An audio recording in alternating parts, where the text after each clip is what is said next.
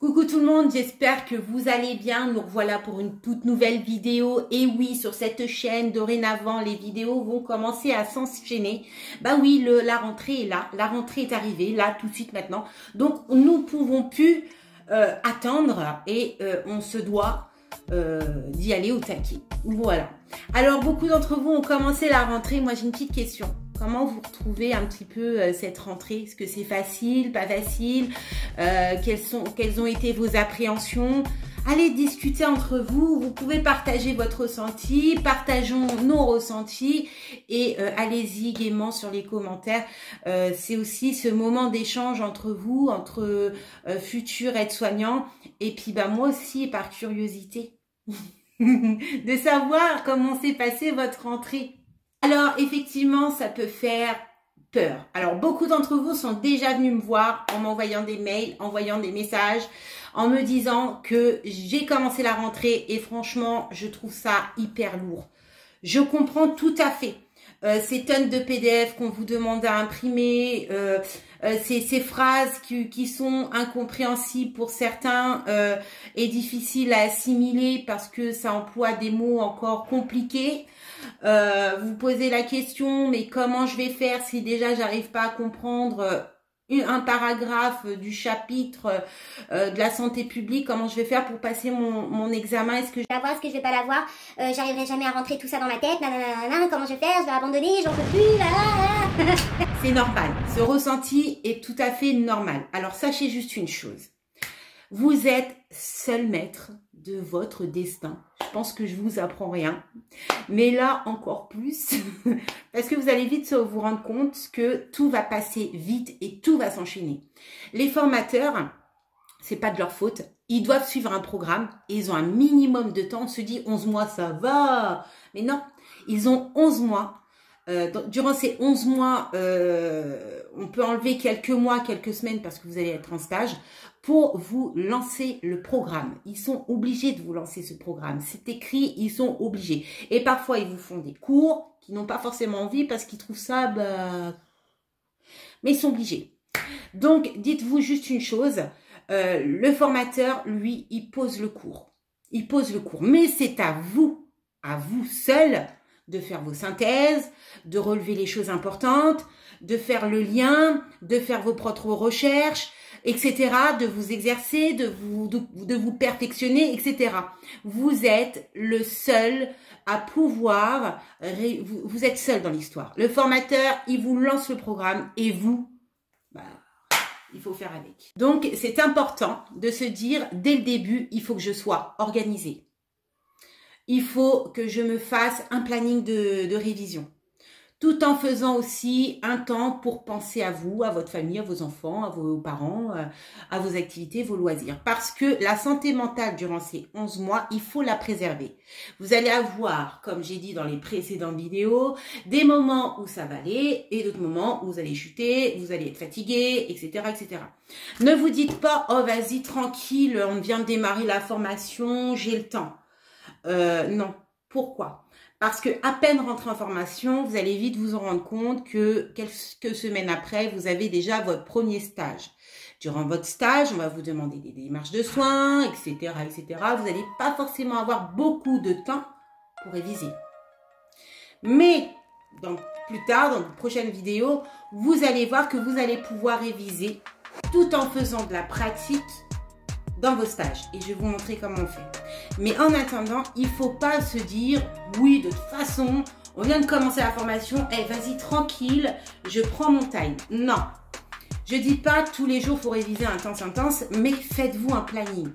Faites-vous un planning dans lequel une fois, voire 2 fois dans la semaine, je dis bien ça c'est le minimum, vous reprenez les cours de la semaine et vous essayez de faire vos recherches, de comprendre un peu mieux ce que le formateur a voulu vous faire comprendre, etc., etc. Il faut aussi vous entraîner. Là, dans beaucoup d'établissements, vous allez commencer par le module 1 et 2.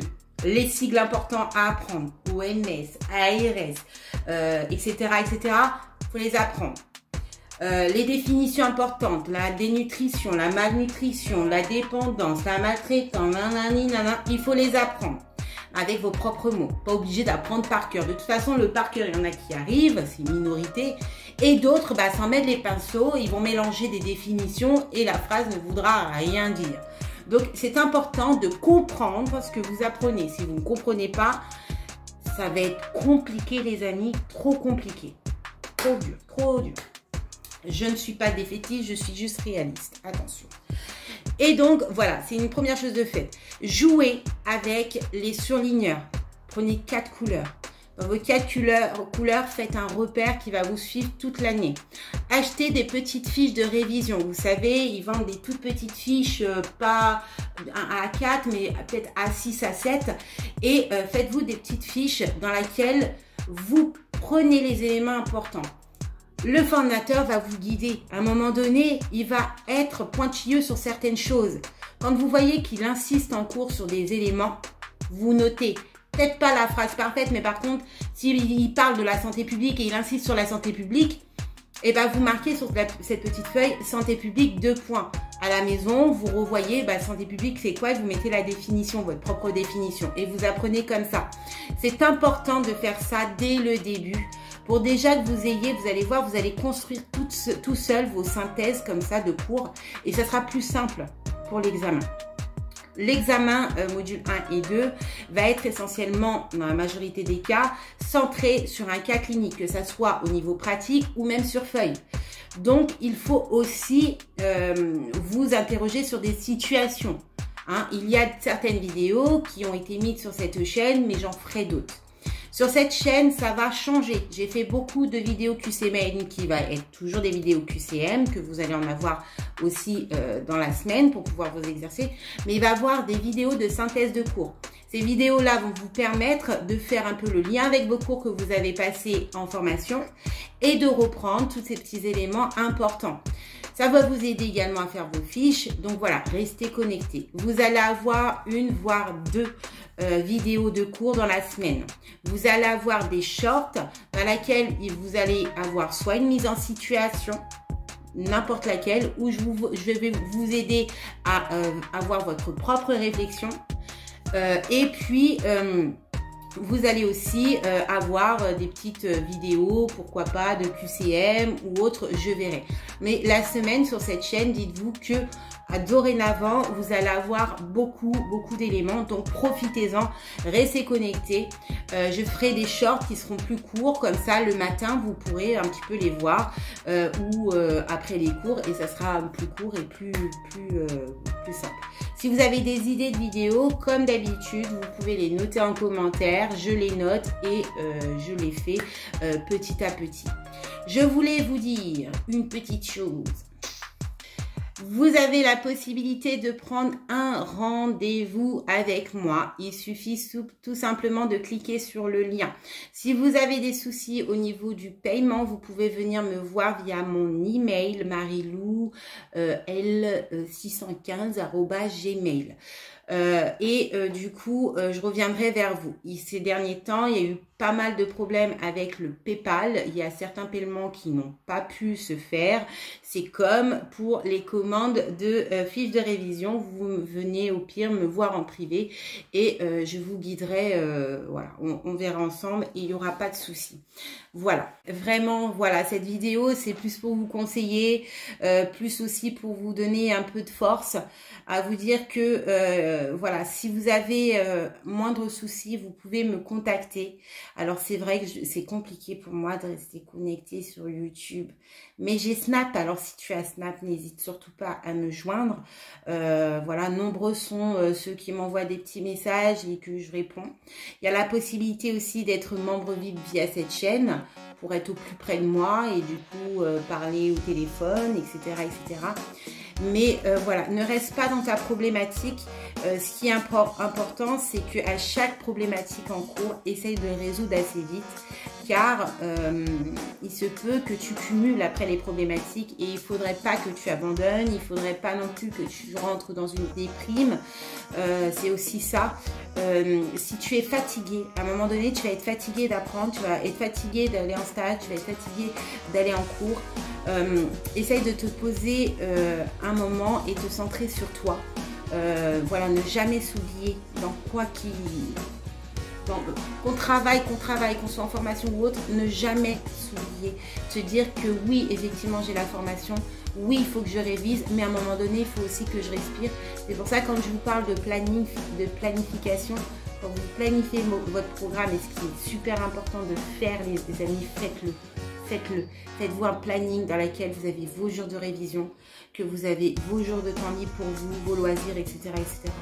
Et comme ça, ce sera plus simple pour vous, cette formation, pour éviter de rentrer dans une déprime, pour éviter d'être submergé de travail, de se dire « Oh mince, j'ai pas pu faire ça, etc. » Vraiment, j'ai une petite collègue, alors j'ai fait une rencontre d'une petite collègue en intérim, alors je voulais vous en parler parce que je la trouve vraiment chou, qui confectionne des petites pochettes de soignants.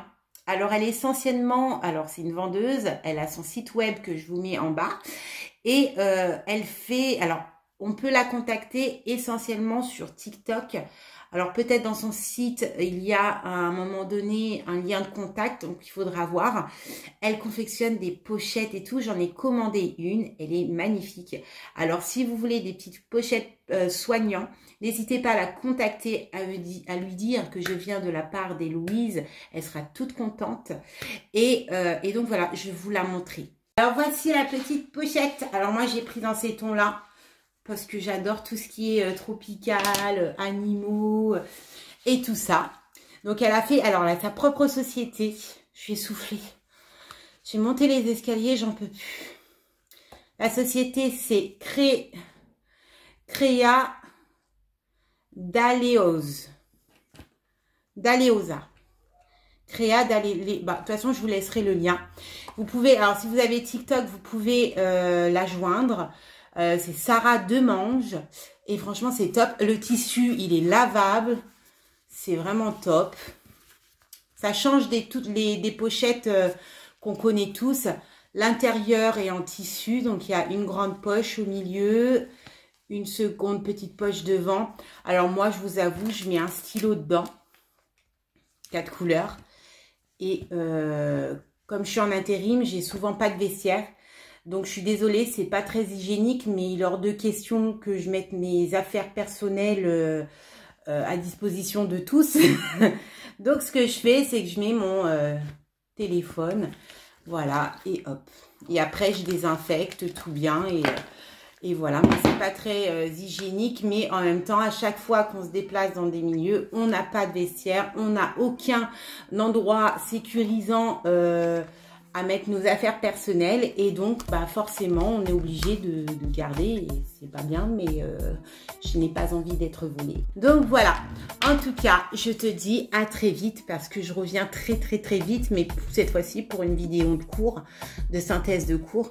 Donc n'hésite pas pour les prochaines vidéos à te préparer, à prendre une feuille, un stylo et au taquet. Voilà, à bientôt.